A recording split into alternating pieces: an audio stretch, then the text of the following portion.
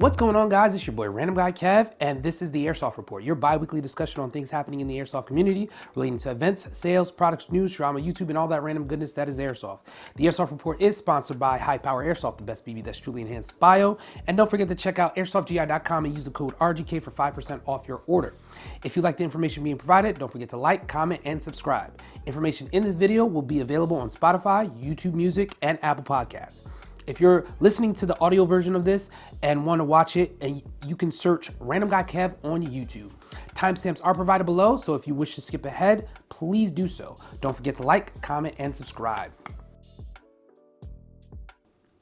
What's the deal? Airsoft GI has the Platinum Hot Releases Mystery Box still available, so definitely check out AirsoftGI.com for more information on that.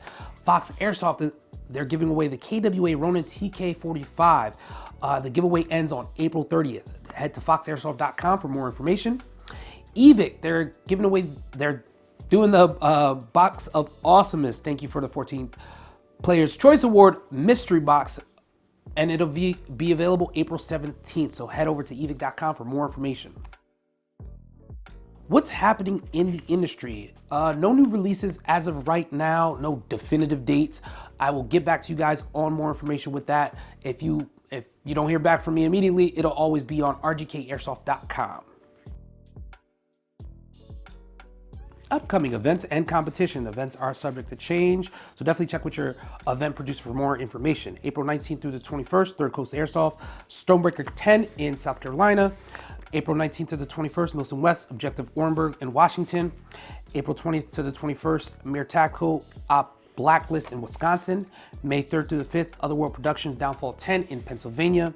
May 3rd through the 5th, Milson West Silk Road Strife in California. And don't forget to check out RGK Airsoft for all your latest competitive and Milson related event list. I try to keep it as updated as possible, so definitely check out rgkairsoft.com for more information.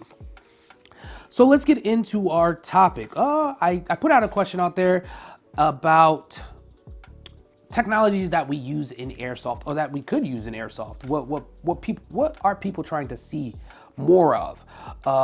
Can we use more technology in Airsoft, and what technology do we currently use? So I'm just gonna kind of go down the list. If you don't know about the brand or the product, definitely take a look at it. So some fields use the skirmish band. It's an RFID band that you use for capturing objectives. You'll see it in KWA's Tactical League. They'll use it for some objective related stuff. So it's a band, and if you go to the website, you can set up your account so your band is associated with you, and every time you scan your band, you get points. You'll be on the leaderboard and things of that nature. I think that's pretty cool for depending on what the field likes to do, and if it's outdoor, indoor, things of that nature.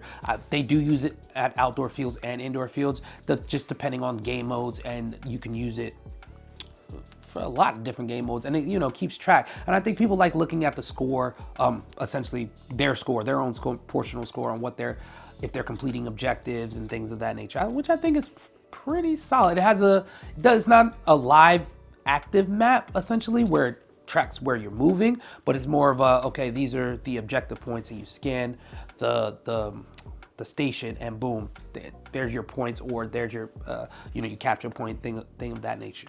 So skirmish bands. Another one is Ares Alpha, and I know this is used for more milsims type stuff, so you can track your teammates and things of that nature. You can coordinate. It's all through a mobile app.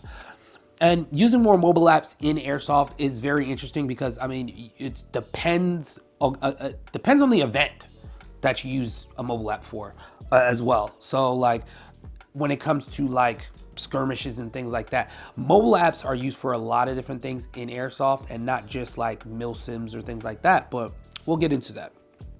The Ares Alpha, so it's going to tracking your team and sending out objectives, things of that nature. I haven't really seen it in action. I know people have used it, but it sounds pretty cool when you're doing like outdoor related things. Indoor, I'm not pulling out my phone and kind of like a close quarters type thing.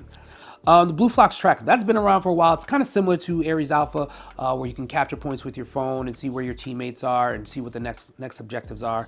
Pretty cool, I know, but again, when it comes to mobile technologies, if your phone does not have a connection, the apps are useless. Ace Tech, them using for their tracer units, they have the BT, so Bluetooth. And a lot of tracer units are coming with like a Bluetooth related app of some sort, so you can change like a feature on the tracer itself. But with Ace Tech, you can chrono your gun with your tracer unit, which is pretty dope. I like that concept. Again, a mobile app. They created a mobile app, another mobile app you have to download to be able to use that. Gate Titan, they have that Bluetooth connectivity, so you can adjust your firing rate and other things, update the software on there. I've tried to use it. I'm not a tech or anything, and I played around with a couple of the features, and I'm like, oh, that's pretty solid.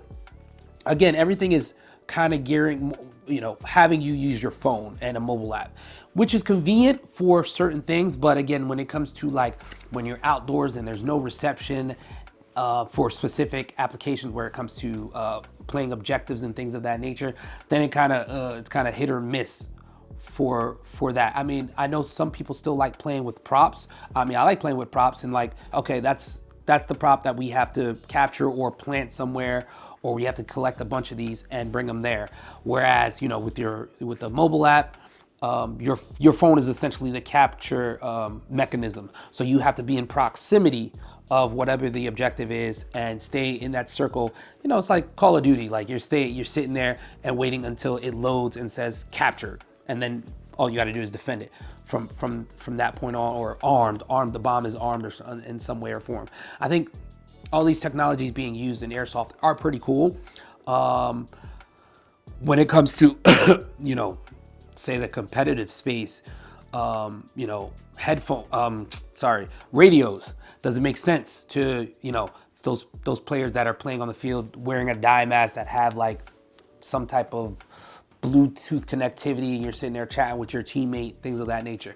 Can you do that? Does that make sense? Even for, when you're doing ops outside, I noticed some people use, radios sometimes. Sometimes I don't even use the radios. I'm with somebody in my squad that has a radio, and we, relaying information back to command and things of that nature.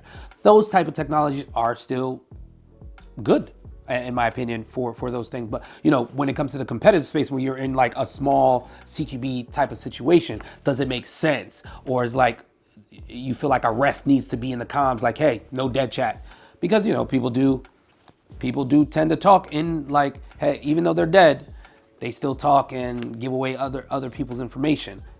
I mean, but what other technologies could we use in Airsoft that would be very beneficial? I like the capture point objective with the skirmish bands. Maybe you can use an RFID, another thing that's already out there, an RFID scanner, like a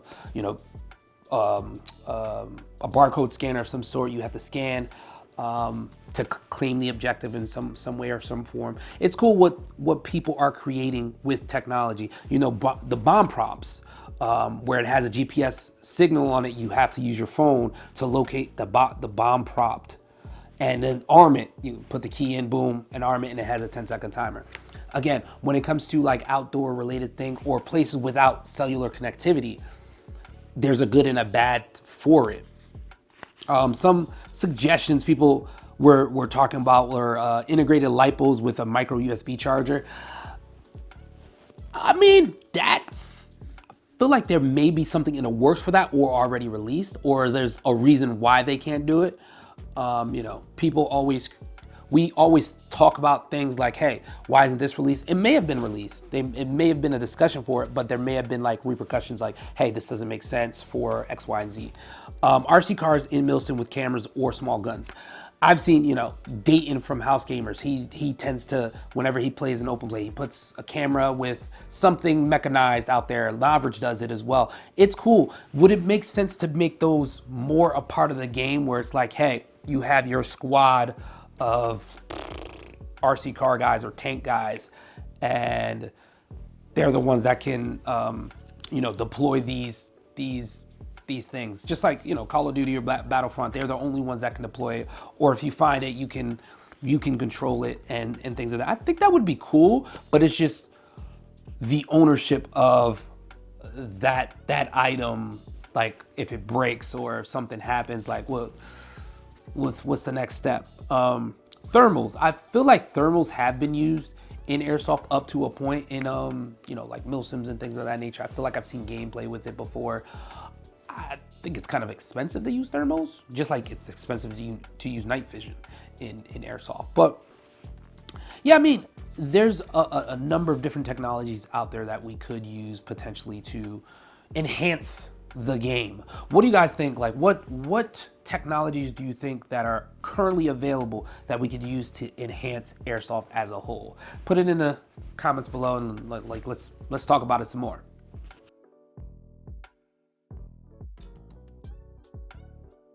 Airsoft Uploads. I don't have any uploads this week because I have been adulting and it's been a great time. But yes, if you guys have anything you guys want to talk about in the next episode, please let me know. Any specific, hey, let's talk about this. What are your thoughts on this? And we'll take it from there. That's all for this episode. Let me know what you guys want to discuss on the next one. And don't forget to like, comment, subscribe, and I'll catch you guys on the next one.